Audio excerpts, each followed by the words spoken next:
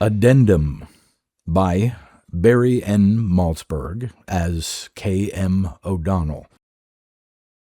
This story was published in the author's story collection entitled In the Pocket and Other SF Stories, which appeared as an omni, back-to-back with his novella called Gather in the Hall of the Planets in 1971. Read by Darrell T. Smith II for my channel, Quasar Spectra. Addendum. The Commander. The circumstances of Dean's flight from our expeditionary force, his random explosion in the community itself prior to his apprehension, and the heroic actions taken by our enlisted and adjutant personnel to apprehend and segregate the villain having already been passed on to a grateful but alarmed population, it is now time for my own brief comments to be delivered. I must emphasize to you, gentlemen, that absolutely no damage appears to have been the outcome of Dean's convulsions.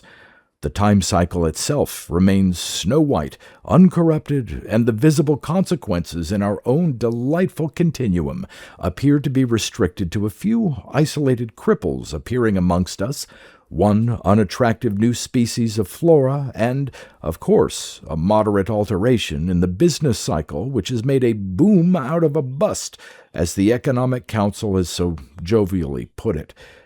My own modest savings have tripled in purchasing power. Not that I would have it thought by anyone that I seek to profiteer by misfortune.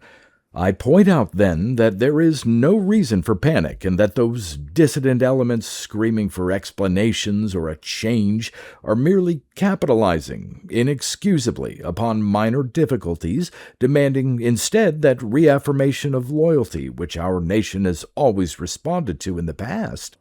I am not on this platform, then, to reassure those elements nor to lend my prestige to their appeasement, heaven forbid. I seek only to complete records already complete and totally clearing all of us from those scurrilous charges the opposition find itself so inevitably indulging. Let us talk only of the record, then. The record will show that Dean's instability and unpleasantness under the pressure of the voyage was by no means indicated in the personnel records or psychiatric tests, but instead only manifested itself under situational stress, something which, despite all our cautions and procedures, will occasionally occur.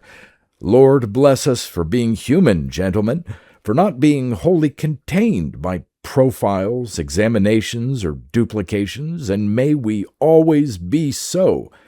The alternative is the stricturing of the soul itself into fascism. From the totalitarian soul emerges nothing other than the totalitarian state. I will tie this into the matter of the opposition somewhat later. We were talking of the situational emergence of Dean's recklessness. Let it be known that our efficient and loyal crew instantly took all reasonable measures to contain and quarter the scoundrel, minimized all possible demoralizing effects he might have had upon marginal passengers. He was placed, at enormous expense, in a private cabin, given warm meals and the best of medical attention, and received the undistracted energy of our morale officer for the last 3/5 of the voyage. Our ship's log will definitely prove that. We could, of course, have returned the unfortunate to the original continuum. We were always aware of this option, but we were determined at all costs to remain within the expedition's original budget, and because the situation was so well under control, this never occurred to us as either a serious or necessary step. I must further point out that at no time during the voyage did Dean's condition seem to be of the communicable type. Rather, he was completely withdrawn and even benign under the unflagging consolations and advice yielded him by the morale officer. Other passengers were not even aware of the unusual events occurring in the first hold, and since Dean had shipped alone, there was no question of relatives or friends making difficulties which would have made recycling credible. I do not think I have to apologize for my actions further.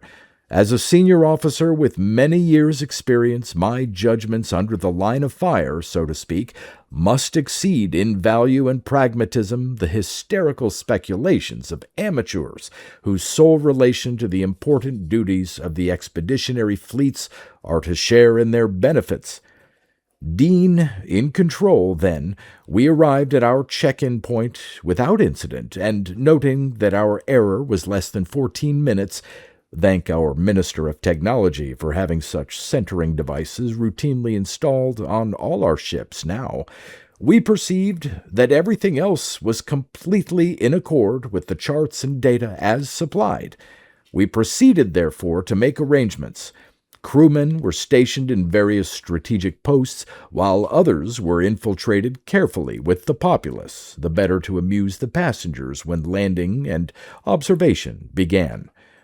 Garbing, dialect, and physical appropriateness were checked in within a variation of 0.0002%, quite negligible even for the highly volatile political events under inspection. Dean, of course, was under guard in his cabin, and the morale officer, most unselfishly, volunteered to remain with him, rather than to take up his normal duties at sittings, which consist, of course, of amusing passengers with witticisms and social comments. The ship was cloaked for invisibility and placed some 50 yards from center, on a point of slight elevation where it was reassuringly within view of passengers, although not, of course, of populace.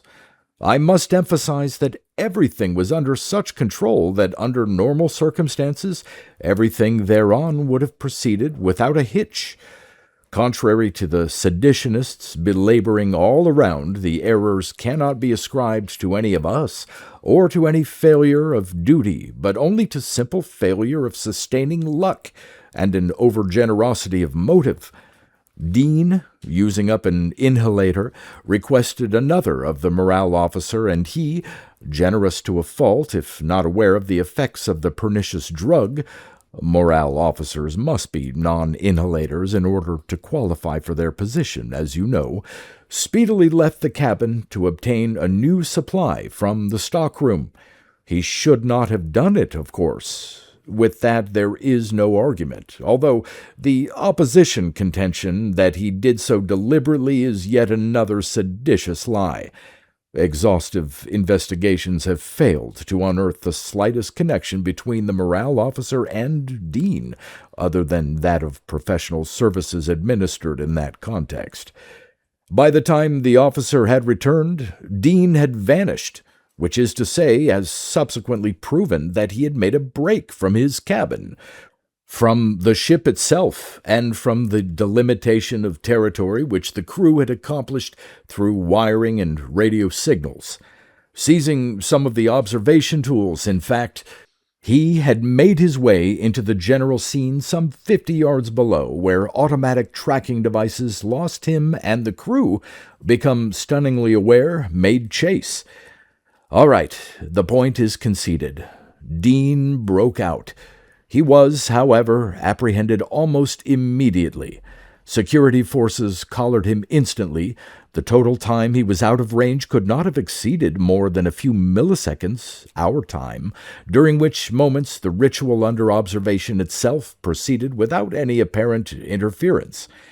It is true, I hasten to admit that it is true, that there was a momentary flurry in the procession and that there was a reassembly some short distance beyond, but this must be ascribed to intrinsic causation.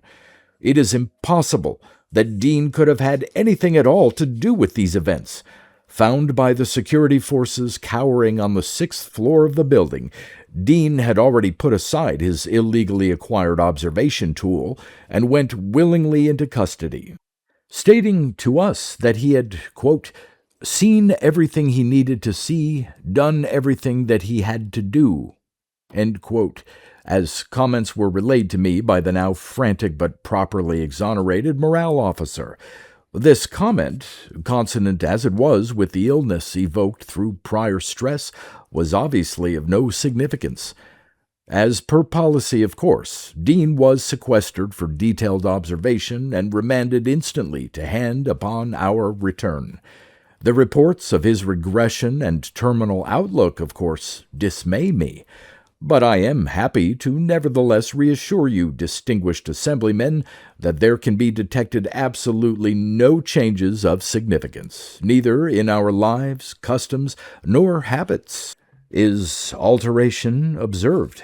Indeed, our cycle continues unaltered on its merry, uncomplicated fashion. Granted random deaths here and there and the obliteration of an unneeded territory or two, granted the new genus of flower and accelerated economy. What a small price it is, nevertheless, to pay for our minor mistake in 50 years of successful recycling. That marvelous technological institution which carries the bodies of our dead back to fragrant implantation in the fields of our forefathers, thereby guaranteeing us constant renewal, connected always to our history, as we move forward to better outcomes, better gestures, better purges, and always more colorful, costlier deaths.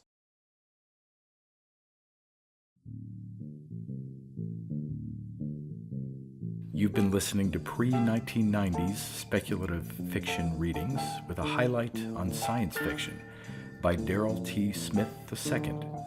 Please consider clicking the donation link in the description box. Thank you so much for your time and your imagination.